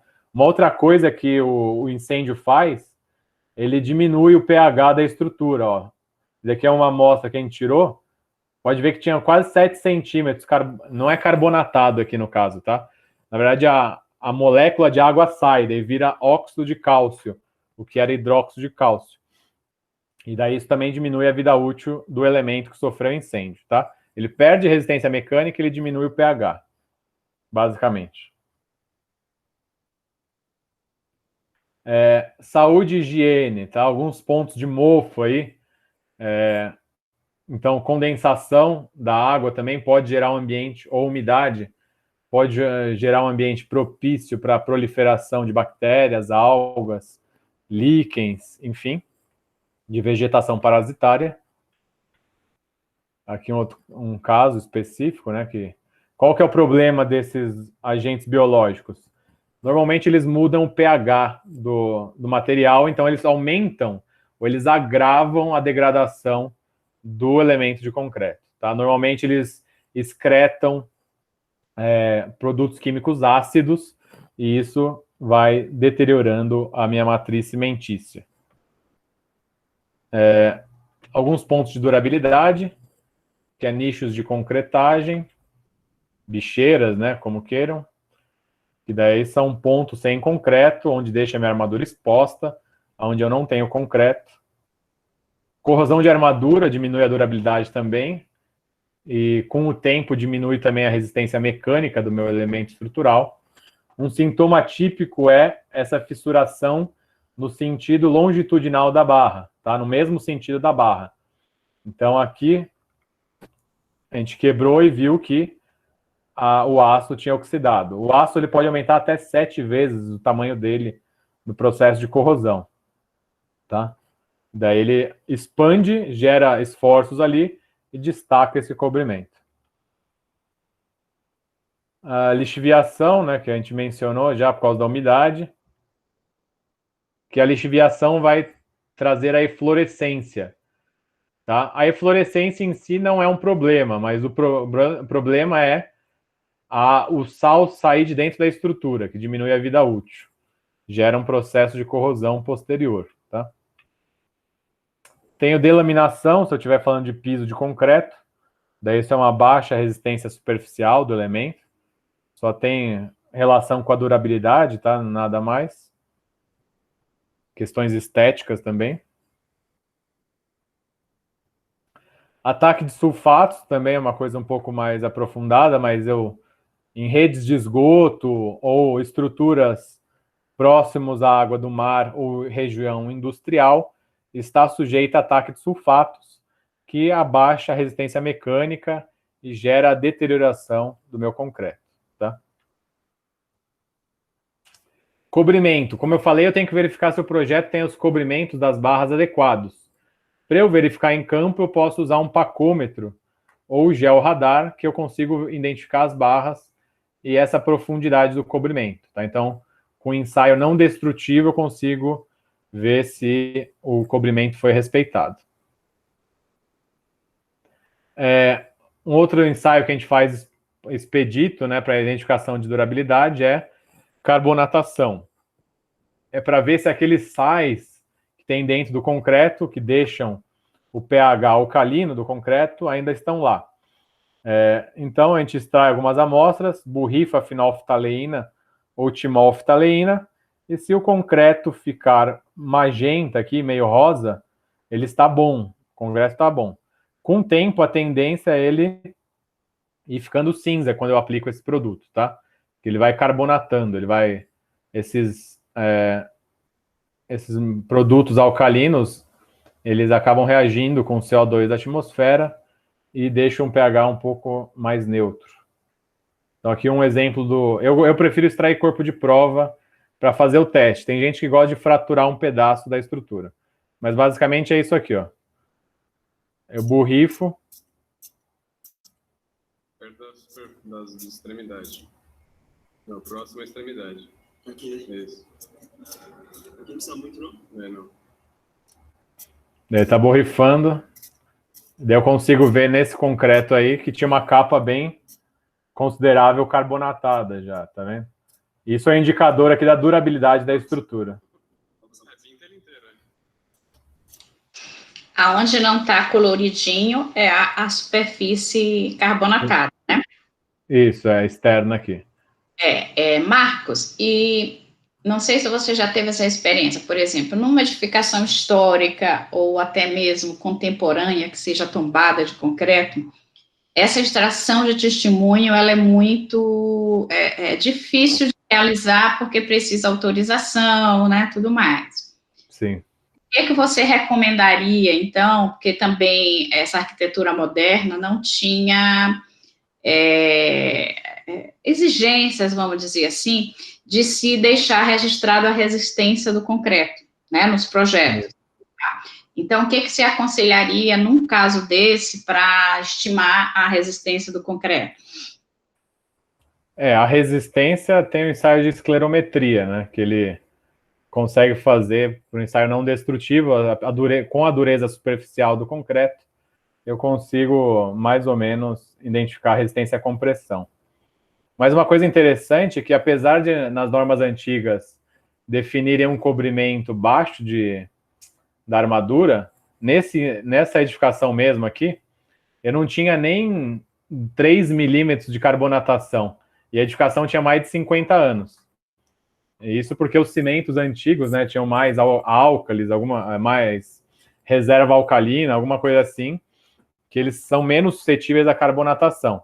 Se pegar uma edificação nova, ela estaria muito mais carbonatada do que isso aqui, tá? Onde era essa edificação? Aqui é em São Caetano. O ambiente era muito agressivo, não? Era industrial. Nossa! Realmente está muito bem, né? E isso aqui que a gente está vendo é o revestimento, não é nem o concreto. O concreto é... Tá. É que o revestimento está protegendo também o concreto, né? Sim, também, um pouco. Tá. Mas então, para a pergunta que você fez, é isso, ó. Tem a esclerometria. Porém, sempre a gente vai ter que extrair algum testemunho para corrigir esse valor da esclerometria, né? Tem ultrassom também que daria para fazer, mas pelos estudos que eu conheço, sempre teria que extrair no mínimo uns 2 CPs para corrigir esses valores. Ok.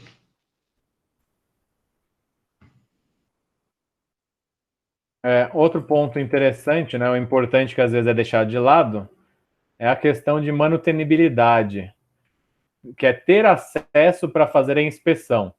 Então, aqui eu ressalto um ponto de caixões perdidos, por exemplo. A gente tem uma condição, às vezes, de caixão perdido, que não é inspecionável, mas é que muitas vezes a gente precisa entrar lá para ver como está. Então, nesse caso aqui, a gente tinha um caixão perdido nesse quintal, que foi aberto por um outro motivo, de vazamento de esgoto. Daí, quando a gente entrou lá, a gente tinha o quê? Condensação de água e essa estrutura aqui em processo de corrosão já. E ninguém sabia que existia esse caixão perdido. Não tinha acesso para ele. Então, normalmente, você encontra muitas surpresas nesses caixões perdidos. Tá? Então, é importante, é um item importante de inspecionar se você estiver fazendo um check-up da edificação.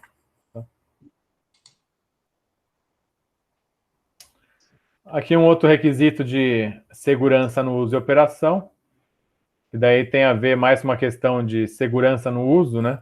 Não da edificação propriamente em si, mas está atrelado à resistência da estrutura, que é esse requisito da norma de você ter elementos que resistam ao impacto de um veículo, principalmente de edifício, na verdade nos edifícios garagem, né? Ou pavimentos acima do nível do térreo, que o veículo possa bater e sair voando lá de cima. Como nesses casos aqui. Para evitar esse tipo de situação, a norma ela pede que você tenha um elemento que aguente o impacto aí do veículo, tá? Outras considerações, daí são mais para uso, limitar com sinalização essa questão da carga do local que entra veículos, para você não ter sobrecargas. velocidade máxima, para você não ter impacto do veículo e derrubar o prédio, né? E normalmente a gente faz sinalização dos pilares com essa cor amarela, justamente baseada numa norma de segurança para evitar essas colisões nos pilares, tá? Quem quiser saber mais sobre perícias, inspeções de estrutura, enfim, tem essas associações: IBAP, Instituto de Engenharia, ABES, Alcompat, Ibracon, ABESC, Compeg, APGESP, enfim, elas tratam desses temas, tá? E tem bastante material gratuito para consulta. Aqui algumas referências das normas que eu falei, e que basearam a apresentação, que estão relacionadas às atividades de inspeção de estrutura. E aqui meu contato, caso alguém tenha alguma dúvida, e eu fico à disposição aí para as perguntas, tá? Agradeço a participação de todos. Terminou na hora, Marco. Não precisava nem ter corrido. Britânia. Marcos, tem uma pergunta aqui. Qual o tamanho mínimo de CP para o estudo de uma edificação história para minimizar a interferência na estrutura? Assim, o mundo ideal seria os 10 por 20, né? Tá. Diâmetro de 10, 20, mas isso é muito difícil você extrair um CP tão grande sem pegar barra de aço, enfim. Daí a norma fala que você pode ter uma relação de até 1 para 1, né? Desse tamanho. Então, 10 por 10. Eu normalmente faço pequenos. Eu pego de 5 centímetros por 10. O ideal seria 7,5 por 15, né? Para você não desviar tanto assim. Mas a relação ideal é 1 para 2, desse tamanho. Lembrando que a referência sempre é 10 por 20. O quanto mais próximo você conseguir de 10 por 20, melhor. Você vai diminuindo o tamanho do CP, você vai aumentando os coeficientes de correção, que daí atrapalham depois, desviam muito o valor real, né? Certo. Mais alguma pergunta? Qual seria, a Valéria agora, qual seria uma quantidade de CPs para um edifício antigo? Assim, eu gosto de evitar ao máximo sair furando, né, a edificação. Ainda mais quando você não tem um projeto, nem nada, né? Você não vai sair furando ela. Daí você tem a norma, se você voltar aqui, ó, tem uma norma de extração, preparo e análise de testemunho, essa 7680, parte 1. Ela tem a quantidade lá de amostras, no mínimo 4, tá? Para a gente fazer o estudo. Mas cada situação você tem que se virar, né? No mínimo 2, eu diria. Para evitar furar tanto e usar um esclerômetro, ultrassom, para eu ter uma amostragem maior. Porque imagine, dependendo do tamanho da edificação, tirar 4 não é nada. É isso que eu ia te dizer. Por exemplo, Copan, por exemplo. Tirar 4 do Copan não é nada, né? Sim. O certo, vamos pensar, a cada betonada seria um concreto diferente, né? Uhum. Então eu teria que tirar no mínimo 2 de cada betoneira de concreto que lançou. Mas vai virar um queijo suíço. Então na prática, a gente acaba usando mais esses esclerometria, esses outros ensaios não destrutivos. Sim, e quando pode tirar, só para ter uma referência, né? Se está claro ou não o de esclerometria. Só para corrigir os valores. Isso. Outra pergunta aqui, Marcos. Sobre piscina. Conheço um caso de piscina de clube que colaram azulejos sobre os azulejos originais.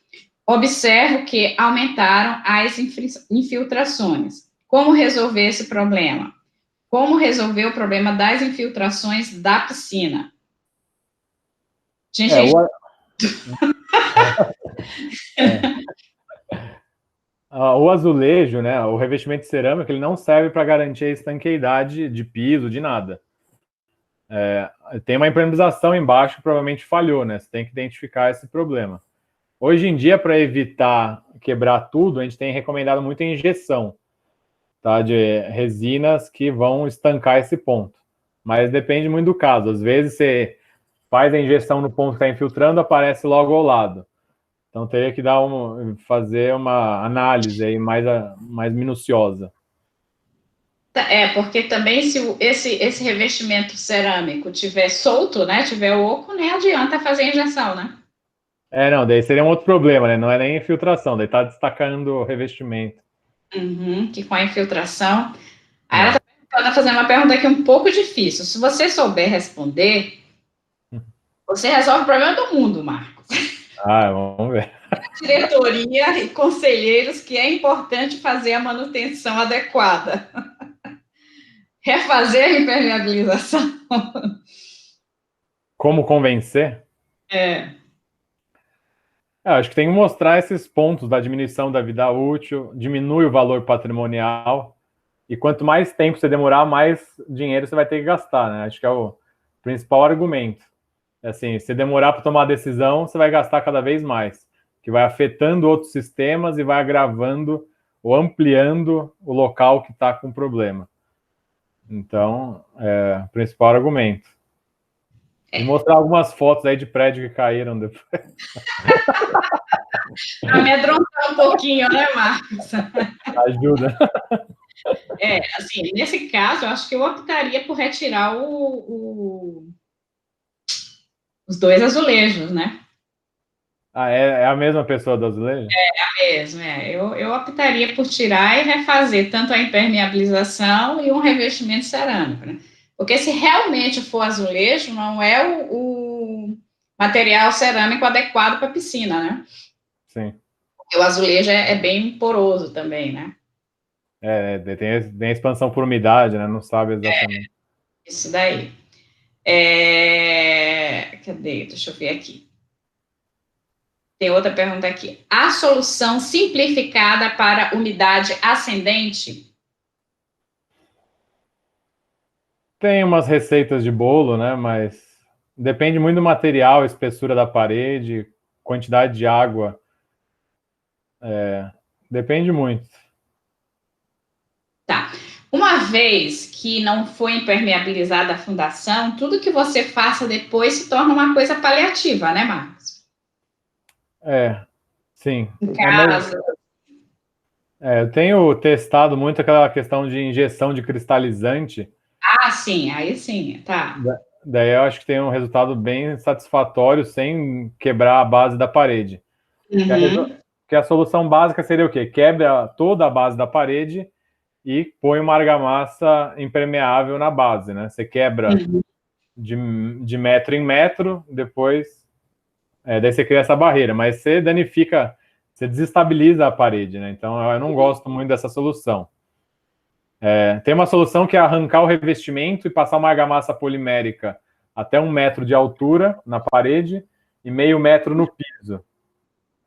É uma receita padrão. Se você ligar nas empresas de impermeabilização, eles recomendam isso, né? Passar uma argamassa polimérica. Só que se for um tijolo maciço, por exemplo, uma parede densa, maciça, a umidade ela vai passar acima de 1 metro. Porque a taxa de evaporação vai diminuir com a impermeabilização e a umidade continua dentro da parede, você só não está vendo no revestimento. Então, acho que a melhor solução aí que eu tenho visto é essa injeção. Com furadeira, não precisa ser injeção com bomba, né?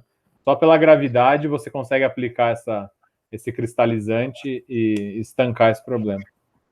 Tá, em termos de custo, compensa, Marcos? Pela solução, compensa, né? Independente de ser uma casa ou se for edifício? Sim. Pelo custo de não ter que refazer os revestimentos, tudo, na maioria dos casos tem saído mais em conta. Tá. Tem mais uma pergunta aqui, deixa eu ver. Uma não, duas. Cacá, é comum falha de impermeabilização? É um processo que acha necessário acompanhamento, mesmo com empresas específicas fazendo o trabalho? Impermeabilização, eu sempre falo que assim, é um problema muito grande, porque ela tem que estar 100% correta. 1% errada, você já tem problema de infiltração. E a nossa mão de obra, a gente sabe que não é muito boa. E por isso que muitas vezes eu não gosto da solução de refazer a impermeabilização, porque nada garante que esse refazimento vai ficar 100%. Então eu gosto das soluções de injeção, ou uma outra solução interessante, que é aquela de aquele ensaio não destrutivo, que ele cria um campo magnético e ele identifica exatamente o ponto onde está com falha na impermeabilização. E daí sim é interessante, que daí você vai lá e repara exatamente o ponto que você identificou no ensaio. Mas esse ensaio é muito caro, né? Por exemplo, eu tenho um caso que era uma laje de... quanto que é? Sei lá, acho que é uns 500 metros quadrados, 1.000 metros quadrados. Imagina refazer 1.000 metros quadrados de piso. E daí a gente optou a gente estava estudando essa hipótese do ensaio, né?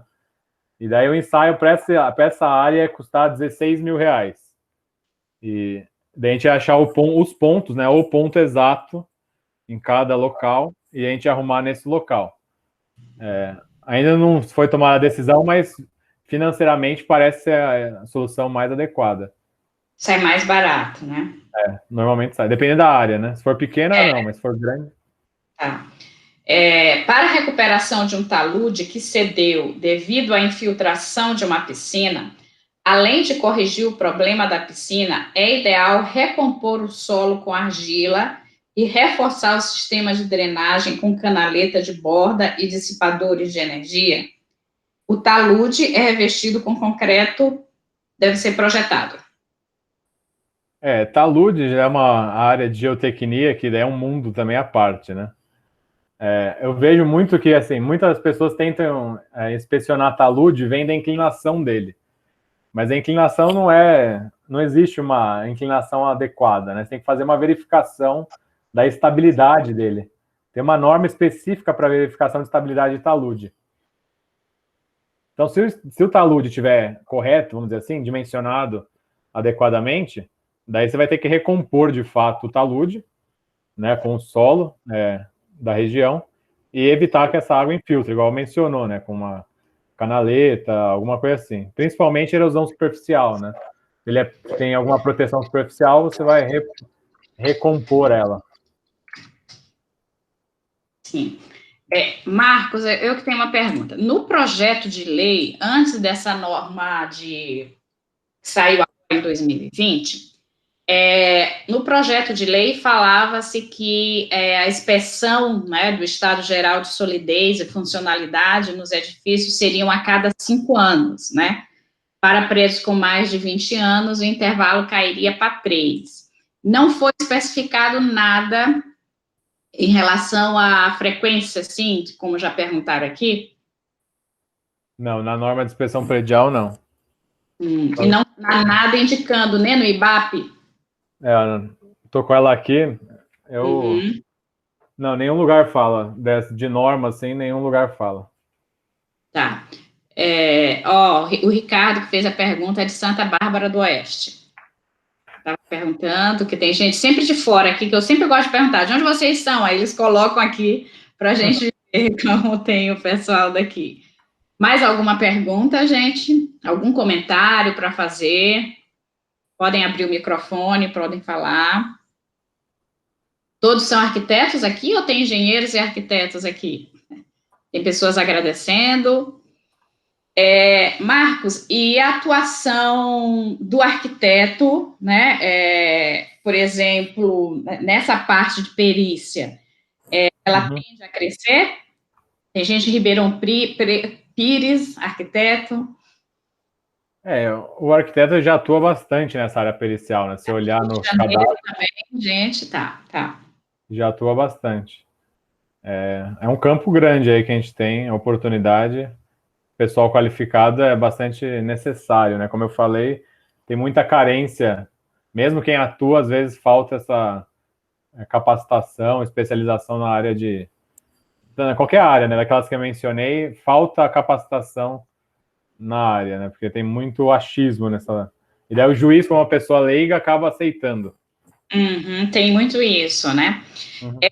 Marcos, tem alguma situação em que há obrigatoriedade de se realizar a inspeção? Na edificação? Porque tem aqui, em relação à obrigatoriedade de se realizar a inspeção. Alguns municípios e estados obrigam você a fazer a inspeção periódica, né? Então, Santos, Guarujá, Rio de Janeiro, Fortaleza, eles têm leis municipais que obrigam você a fazer a inspeção periódica na edificação. Daí cada município tem essa periodicidade conforme a De região. edificações já existentes, não é isso? Isso. Tá, e quando eu tenho uma edificação, por exemplo, eu tenho um terreno que eu vou construir um edifício ao lado, né? Um terreno vazio que é meu, e a inspeção da vizinhança é obrigatório ou é feito pela segurança da construtora? Não tem lei, tem a norma, tem normas técnicas que citam, né, aconselham a fazer essa vistoria, mas acaba não sendo obrigatório. É mais para o resguardo mesmo. Tá, ok. E a Renata,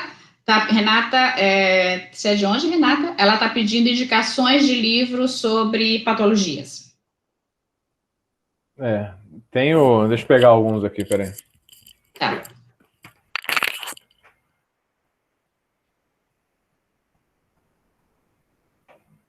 Renata é de onde? Não respondeu aí.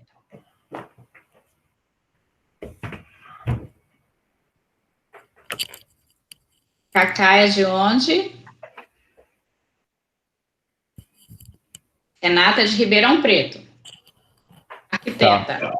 Cacá é arquiteta de São Paulo. Acho que o primeiro, né, o básico, é de fissuras do Hércio. Dá para ver? Sim, Trincas em Edifícios, Hércio Tomás.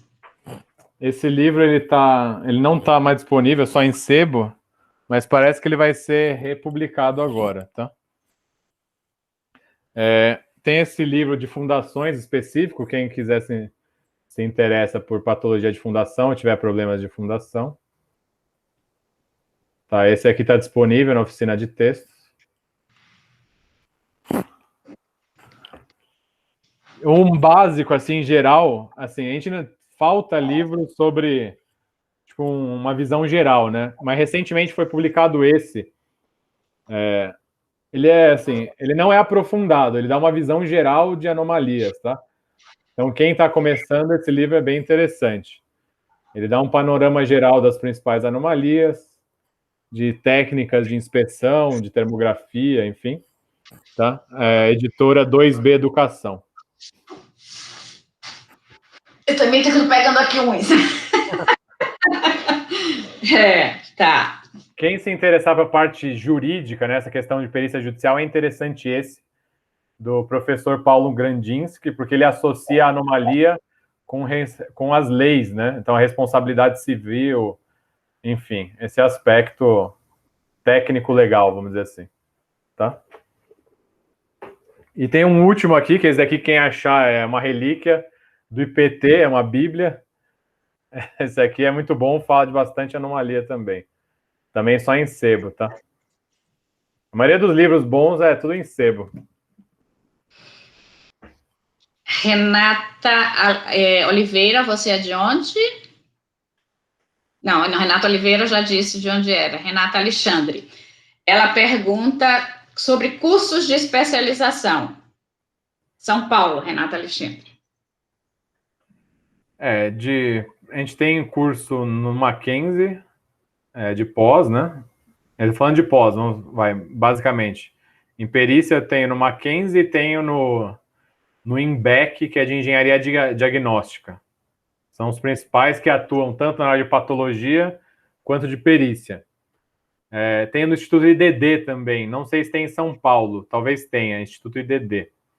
Tá? Esses seriam os três que mais... A IPOG também. IPOG são, acho que, os locais que têm essa pós-graduação, tá? Não tem nenhum curso previsto agora? E cursos de extensão tem vários, né? Eu ministro alguns de umidade, fissura. Daí tem um mundo à parte, né? Tem naquelas instituições que eu mencionei promovem esses cursos. Tá. Qualquer coisa, manda um e-mail para ele e ele diz onde é que tem o curso que ele está se registrando. Qual que ele quer especificamente, né? Que tem cursos de cada segmento. Tá. Alguém está perguntando aqui, existem cursos de Patologia das Construções, quem é o autor? Eu até tenho ele aqui. São 3 autores, né? A Oficina de Textos, né? Ah, não, a editora é 2B Educação, esse aqui.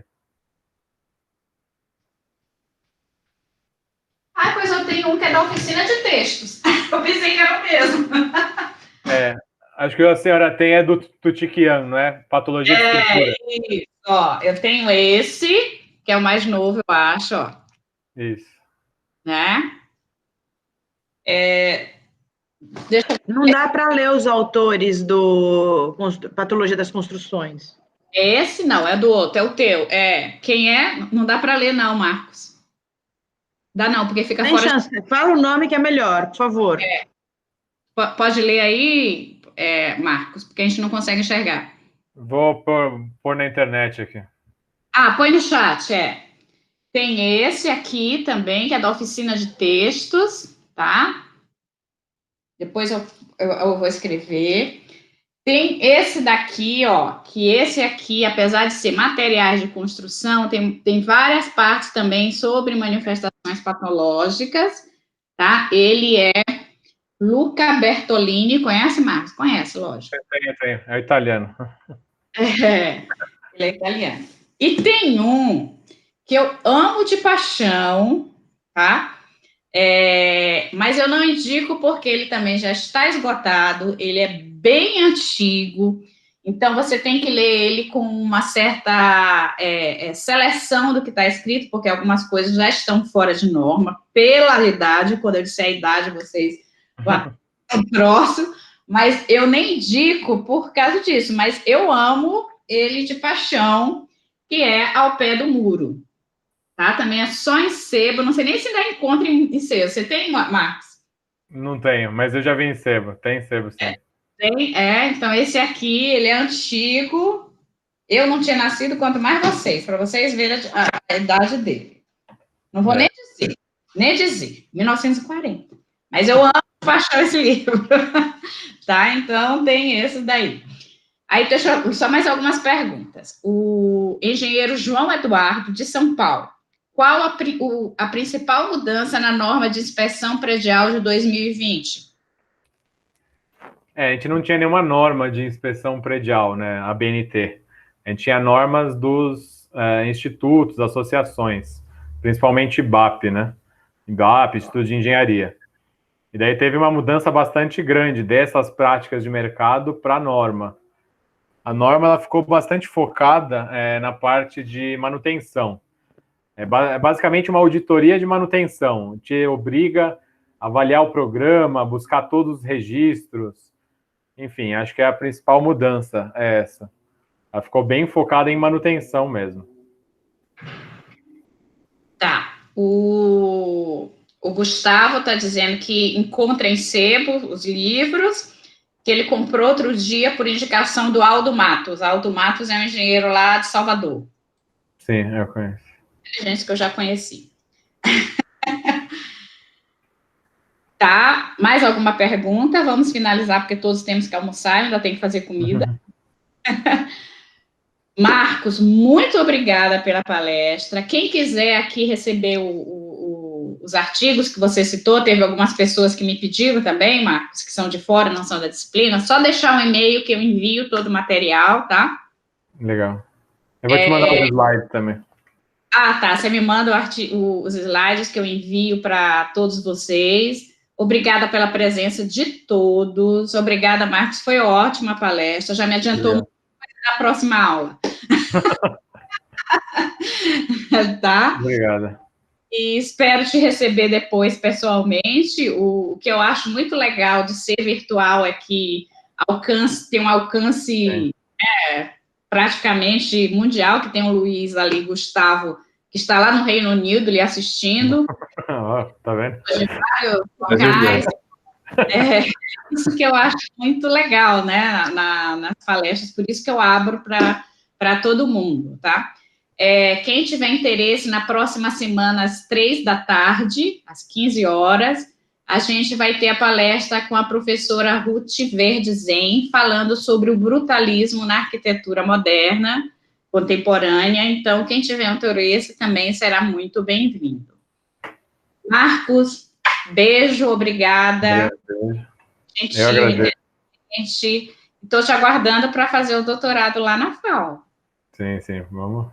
Eu vou lá. Sim, vai lá fazer, tá? Assim que eu sei que você tem uma pontinha na engenharia, né? Na FAO não sei mais. Sim. Mas é minha pretensão mesmo, né? Entrar nessa área de patrimônio. Vou acabar fazendo. Exatamente. Muito carente essa área no patrimônio. Tá bom, gente? Tem aqui os e-mails, agradecer todos.